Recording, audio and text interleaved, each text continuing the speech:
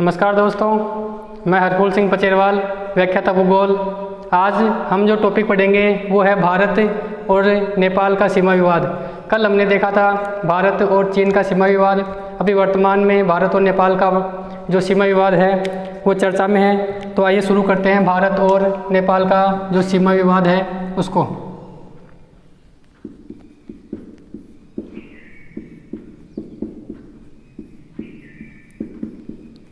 भारत नेपाल सीमा विवाद। पहले इस जो विवाद है इसका इतिहास की चर्चा करेंगे। इतिहास की चर्चा के बाद में इसको वर्तमान से जोड़ेंगे कि वर्तमान में जो विवाद है वो किस क्षेत्र को लेकर के चल रहा है। तो बात करें इस विवाद की जो शुरुआत है वो कहाँ से होती है। देखो 1816 में एक संधि हुई थी। उस संधि का नाम था सुगोली या सिंगोली की संधि।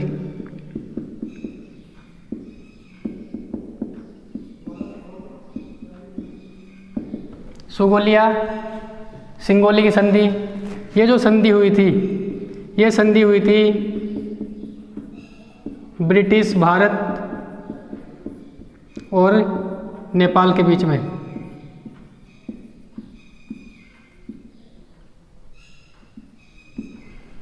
अठारह सौ 14 से लेकर के 1816 तक ब्रिटिश भारत और नेपाल के बीच में युद्ध हुआ। उस युद्ध की समाप्ति होती है किस संधि से? सुगोली की संधि से। सुगोली पड़ता है ये बिहार में। ये संधि हुई थी भारत और नेपाल की सीमा निर्धारण के लिए।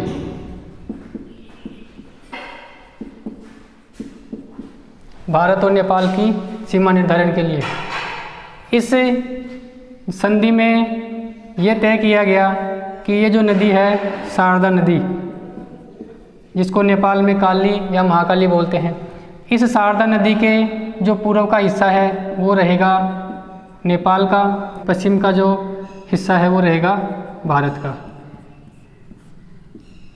ये इस संधि में तय किया गया था। लेकिन इसमें जो मेन विवाद था वो क्या था कि जब ये संधि हुई तो उस संधि में यह नहीं बताया गया कि इस शारदा नदी का उद्गम कहाँ से होता है।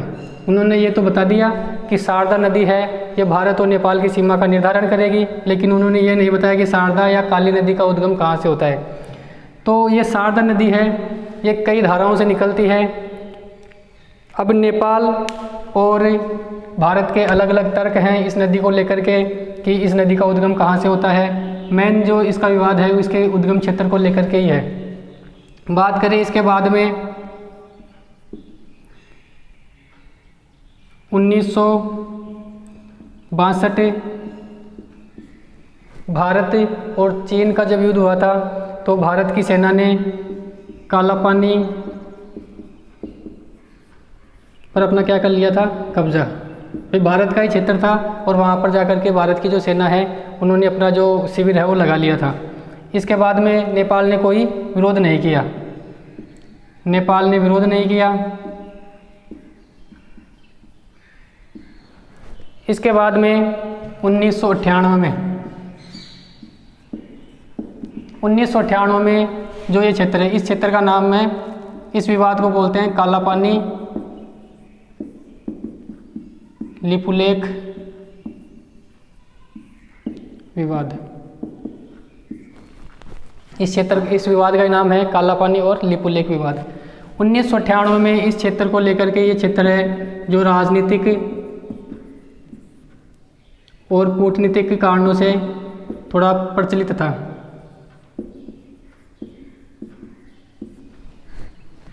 इसके बाद में बात करें 2014 की। अगस्त 2014 में भारतीय प्रधानमंत्री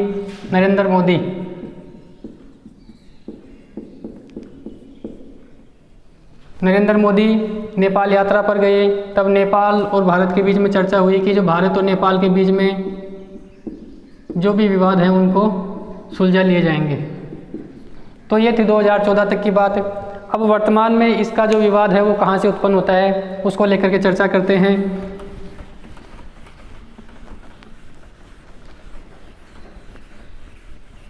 ये हो गई 2014 तक की बात। अब बात करें कि वर्तमान में जो ये विवाद है ये कब से शुरू होता है। शुरू होता है 8 मई 2020 से। रक्षा मंत्री हैं राजनाथ सिंह। भारत के रक्षा मंत्री राजनाथ सिंह ने एक सड़क मार्ग का उद्घाटन किया।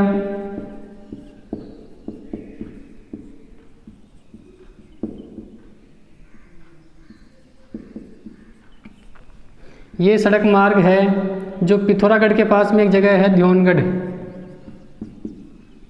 पिथौरागढ़ पड़ता है उत्तराखंड में, अभी मानचित्र में देखेंगे।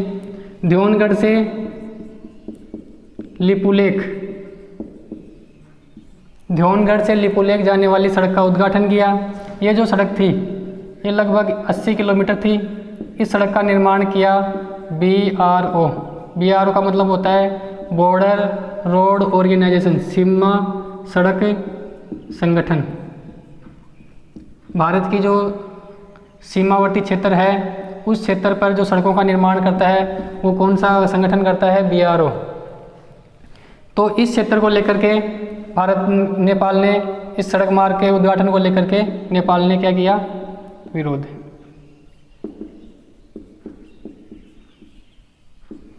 नेपाल ने विरोध किया। इसके बाद में 18 मई के बाद में 20 मई 2020 को नेपाल ने अपना राजनीतिक नक्शा जारी किया। राजनीतिक मानचित्र जारी किया। इस मानचित्र में नेपाल ने भारत का जो 395 किलोमीटर का क्षेत्र है इस क्षेत्र को अपने नक्शे में क्या कर रखा था? दर्शा रखा था। ये जो क्षेत्र था ये क्षेत्र था लिम्पिया, धूरा, काला पानी, लिपू लेक। ये तो क्षेत्र था ही। इन क्षेत्र के साथ में लगते हुए गांव थे कुटी, नाभी और गुंजी। इसको भी क्या कर लिया नेपाल ने? अपने मानचित्र में दर्शा दिया कि ये क्षेत्र किस में आता है? नेपाल में। भारत ने इसका विरोध किया। इसके विषय में भारत ने आपत्ति दर्ज करवाई। अब चर्चा मानचित्र में देखते हैं कि ये क्षेत्र पड़ता कहाँ है, इसका क्या महत्व है भारत के लिए। तो इसके लिए हम भारत और नेपाल का एक नक्शा बनाएंगे, उसमें आसानी से समझ में आ जाएगा। देखो ये तो है भारत और ये है नेपाल। ये भारत का हिस्सा है, ये नेपाल का हिस्सा है। अब बात करें सुगोली संधि की। सुगोली संधि में क्या तय किया गया था कि शारदा नदी है, ये शारदा नदी भारत और नेपाल की सीमा का क्या करेगी? निर्धारण करेगी। यहाँ पर नेपाल का जो जिला पड़ता है उसका नाम है धारचूला। यहाँ पर अपना पड़ता है उत्तराखंड और इस क्षेत्र में यहाँ पर पड़ता है भारत का उत्तराखंड का पिथौरागढ़ जिला।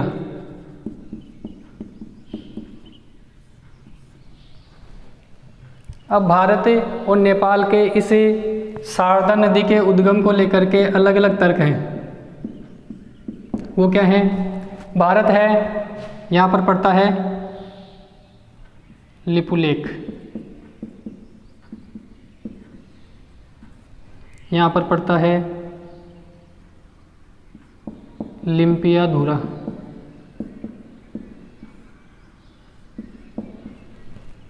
और इस क्षेत्र में ये थोड़ी सीमा है मुड़ी हुई है।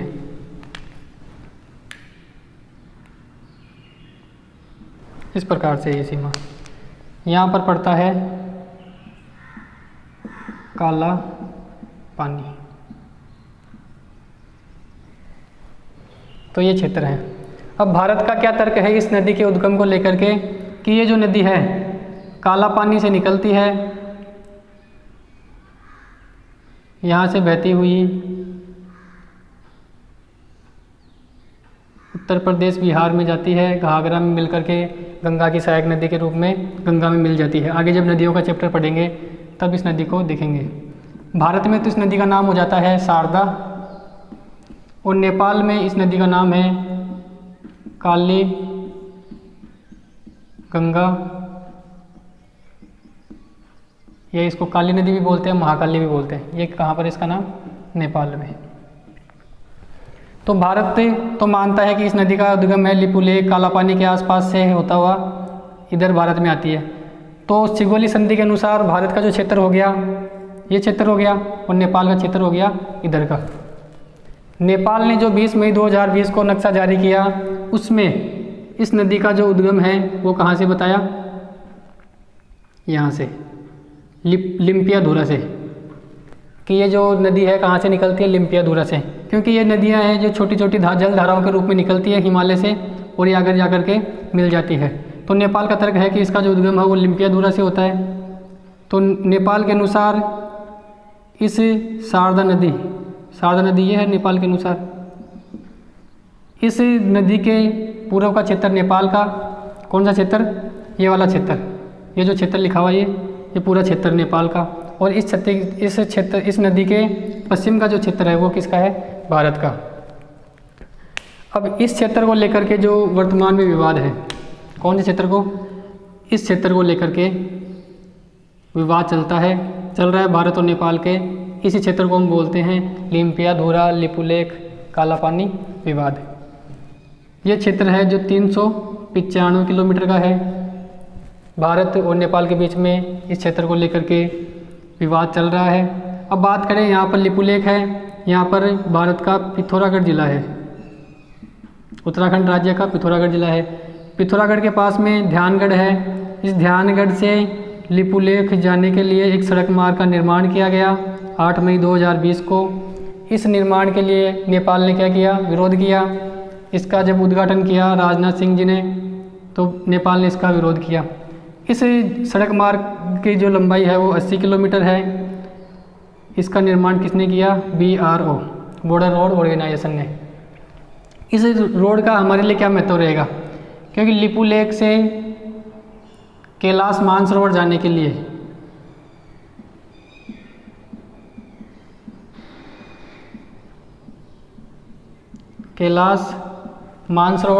लिए ये जो दूरी थी, इस दूरी में समय लगता था 5 दिन का।